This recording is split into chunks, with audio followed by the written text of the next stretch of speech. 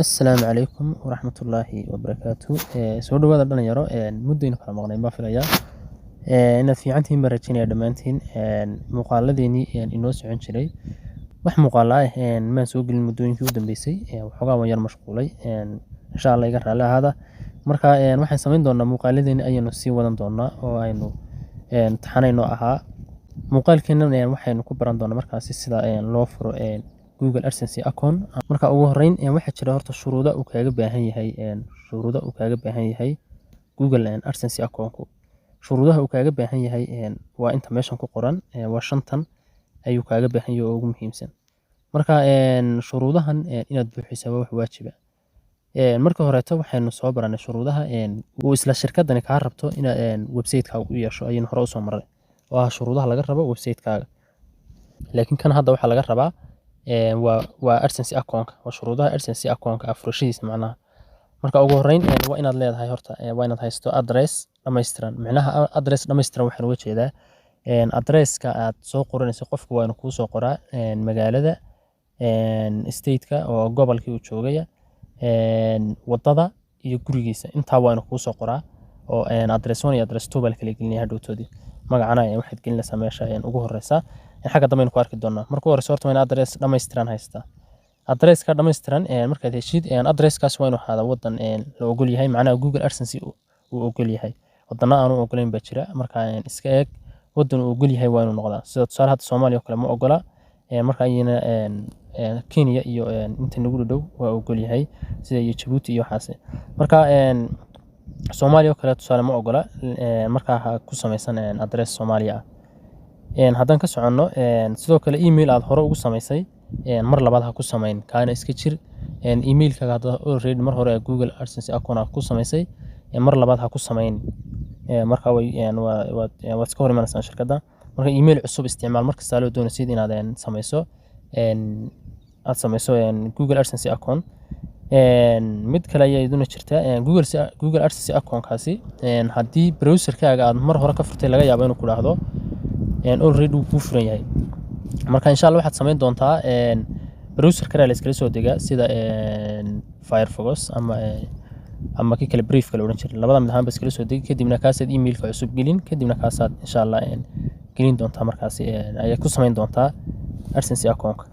Okay, tan afraad ayaa iyaduna ah address aan hore loo isticmaalin. Macnaha address-kan haddii already hore loo geliyay oo aad tabtaad u gelisay hore qof kale u isticmaalay ama cid kale u adeegsatay wuu u diiwaan gashan yahay iyaga. Markaasi kaaway kugu soo diidayaan ama cilada meel laga haystana inaanad fahmin ba laga yaabaa hadhowto. Marka address aan hore loo isticmaalin ayaa isticmaali doontaa insha Allah. Soo kale waxa lagaaga baahan yahay passport, ID card ama license drive. Saddexdaasi way kala duwan yihiin. Saddexdaasiba wuu aqbalaa. Marka passport hadda passport ku aqbalaya, ID card ku aqbalaya, soo kale license drive-kana wuu aqbalaya. Marka saddexdan kii aad heshid ayaad gelin doontaa. Laakiin saddexdanba waa inay ahaadaan qofkan aad address ka soo qaaday magaciisaas ama isaga taas ugu wanaagsan horta inuu ahaado qofka inaad address-kiisa isticmaalaysid inaad isticmaasho ID-giisa ama passport-kiisa ama license drive-kiisa.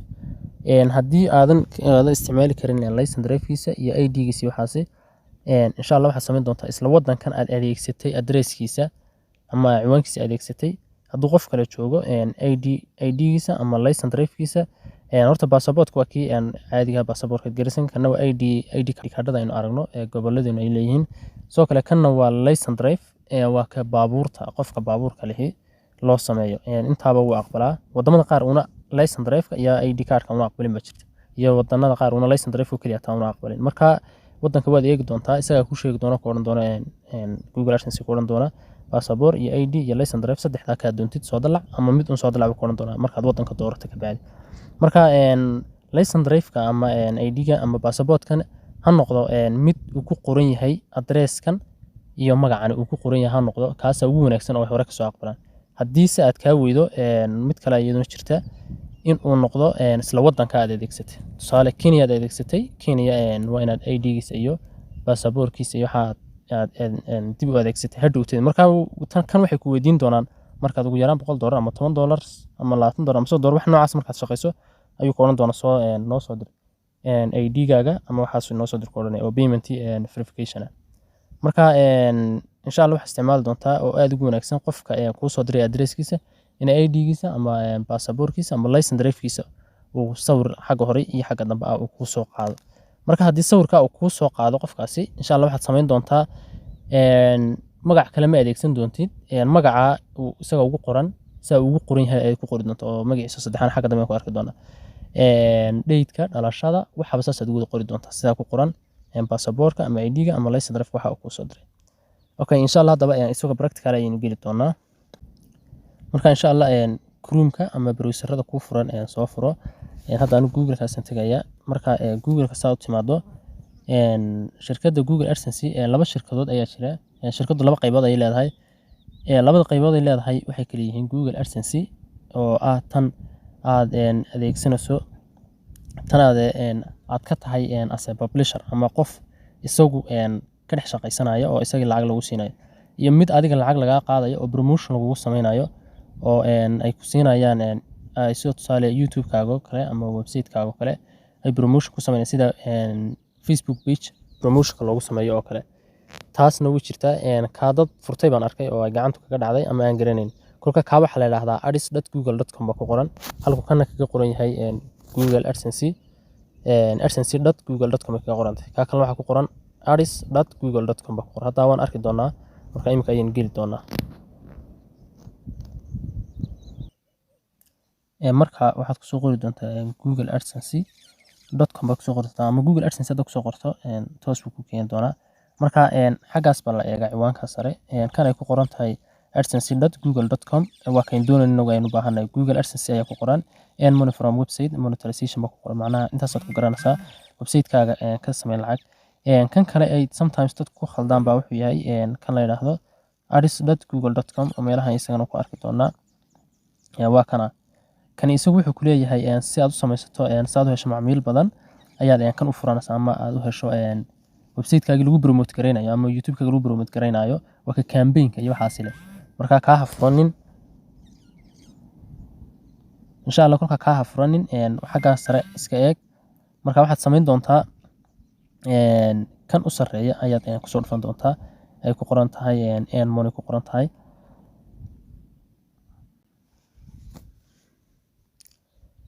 okay markuu san kugu soo furmo waxaad arki doontaa shaashadan hadda mobile isticmaalso san u soo dhigmaya haddii aad computer isticmaalasana uu ka balaaran yahay laakiin isku wada un baa la maraya insha Allah. marka waxaad ku dhufan doontaa get start meesha ku qoran tahay. haddii una san kugu soo bixina macnaha waxa weeye already waxaad akoonka ayaad ku isticmaashay marka inuu cilad yar kala soo saara laga yaabo. marka haddii una ku soo saaro shaashadaasi waxaad samayn doontaa browser cusub ama browser-kaaga clear history oran doontaa insha Allah. marka email-ka aad rabtid ayaad insha Allah taaban doontaa marka doonaysid inaad ku samaysato. marka waxa fiican email cusub inaad ku samaysato akoonka cusub.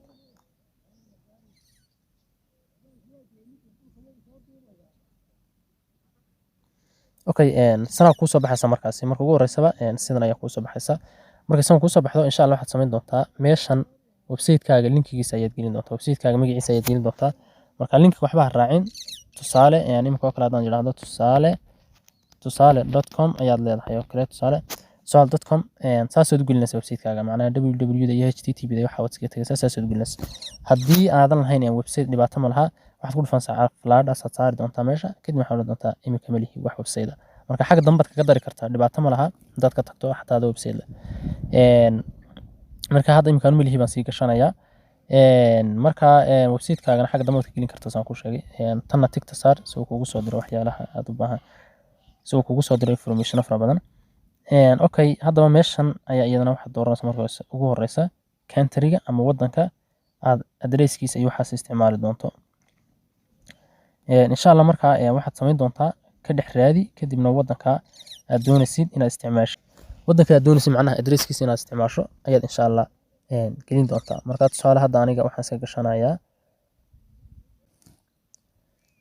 hadda tusaale New Zealand oo kale ayaan iska gashanayaa. marka New Zealand saa u gashado waa magacii wadankan geliyay kadib waxaan oran doonaa insha Allah isaga ay soo saari doona terms-ka iyo conditions-ka looga yaala wadankaasi shirkaddan.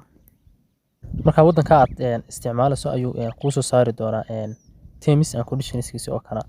marka warqadda haddaad akhri karaysid waa la iska akhriyaa inkastoo wax dhibaato ayna keenayno mar walba aad ku dhufan doonto aad tigta siin doonto haddana way wanaagsantahay warqaddaasi inaad la socoto marka warqaddaas wax dhibaato hadda inaguma keenayso waxaan samayn doonaa insha allah tigtan ayaad ku dhufan doontaa ama meeshaas ayaad tig siin doontaa kadibna waxaad ku dhufan doontaa meesha star use ku qoran tahay waa intaasba waddanka waa soo doortay website-na milihi baan ku iri haddaad leedahayna waad iska gashan kartaa xataa adigoo le haddaad tidhaahid milihi xagga dambe aad kasii gelin kartaa wax aad iska fudud marka hadda akoonkii buu furayaa waan eegi doonaa akoonkii AdSense-ga ahaa buu furayaa oo kaasa akoonkii hadda wuu furay istabyada xiga ayaan sii wadi doonaa markaasi ugu horreyn waxaad samayn doontaa horta website-kaaga ayaad ku xiri doontaa haddii aad website leedahay haddii YouTube leedahayna YouTube-kaaga ayaad ku xiri doontaa meeshan ugu horreysa haddaan ku dhufano aan dhahno website-ka halkaa adaa gashan doona marka hadda website aan uma gelinayo maadaama aan doonin xaggan inaan website geliyo halkaasaad website-ka gelin doontaa si kugu soo aqbalo meeshan ayaa iyaduna muhiima meeshan u horeysa waxaad ku dhufan doontaa meesha ku qoran tahay enter information ku qoran tahay aad ku dhufanaysaa marka waxaad gelinaysaa waa meeshii aad gelinaysay informationkii ama warbixintii aan kulahaa addresska kugu qornaato ama addresska ku qorneed ugu horreyn akoonkaagu ha ahaado horta individual macnaha ku gaara ha ahaado mid kale ayaa jira isaguna abusanaysa laakiin individualkaasa saxa markaad doonaysa inaad website xaga ka shaqaysto keliga ugu horreyn meesha magaca ugu sarreysa waxaad gelin doontaa name ku qoran tahay magaca waxaad gelin doontaa magaca ku qoran ID cardka ama passaportka ama license drive-ka ayaa si toos ah u gelin kartaa ayaad gelin doontaa tusaale haddii maxamed ay ku qoran tahay si u qoran tahay waliba ayaad u qori doontaa insha Allah maxamed ali haddii ku qoran tahay cumar oo kale siday u qoran tahay umad qori doontaa maxamed cali cumar haddii saa u qoran tahay waana taa ugu qortaa address wanka waa address qofku soo siin doono tusaale wuxuu kusoo siiyey haddaan idhaahno tusaale ka soo qaadan xagga waddanka aan idhaahno 26 June oo kale 26 June waa addresska waa laba address ama waa waxaan oran karnaa waa road wanka ama wadada koowaad 26 June ayuu kusoo siiyey kan labaadna wuxuu kusoo siiyey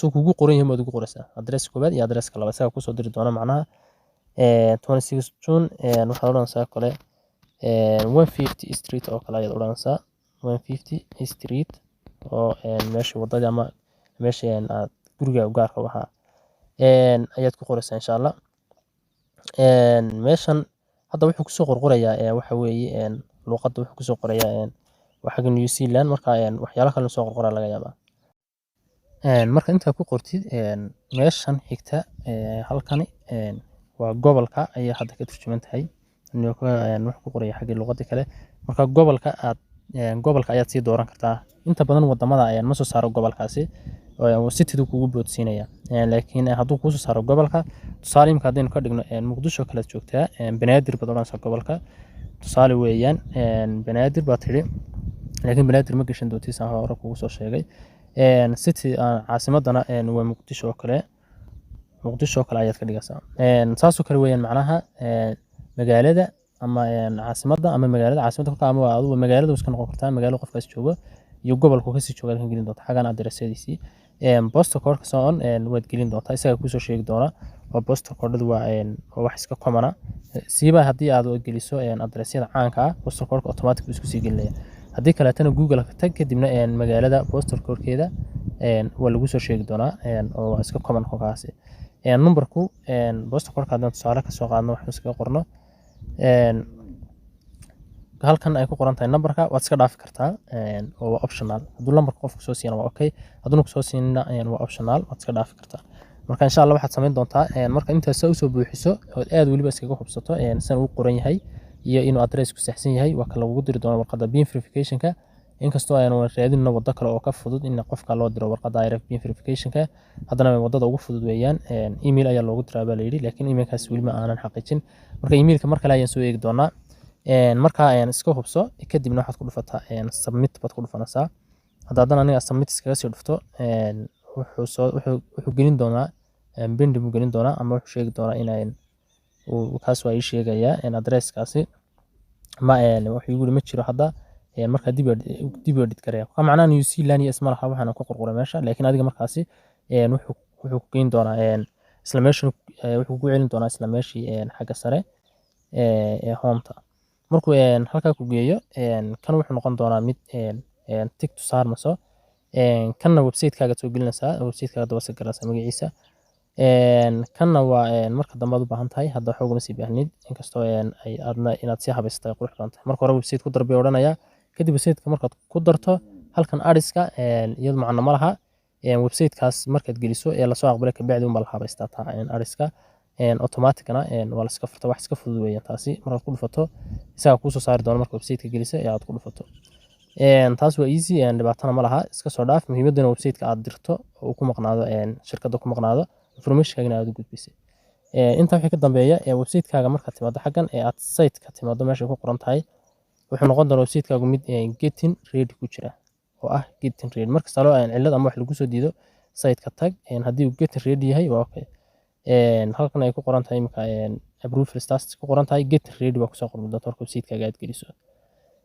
akoonka furashadiisa waaba intaasi wax saa usii culus maaha marka haddii lagu soo diidana halkan aad iman doontaa wixii lagu soo diiday meelahaas ku qoran tahay attention iyo noocaasi kadibna kaasaad ku dhufan doontaa kadibna details meesha ku qoran baad kusii dhufan kadibna wixii lagu soo diido ayaad eegi doontaa insha Allah waxaan rajeynayaa inaad fahantay sida akoonka aad u furanayso akoonka waxyaalaha kale ee sida sawirka loo qaado verification loo sameeyo isna waa iska fudud yahay muuqaalkan isagana insha Allah ka sameyn doona laakiin akoon furashadu saas iska fududahay hadda Google AdSense akoon saas ku furan yahay wax kale oo kaaga baahay ma jirto 14 cisho baad sugaysaa ama wax ka yar insha Allah marka jawaabi kugu soo celin doona marka jawaabta kugu soo celiyaan ayaa meesha site-ka aad ka eegi doontaa insha Allah.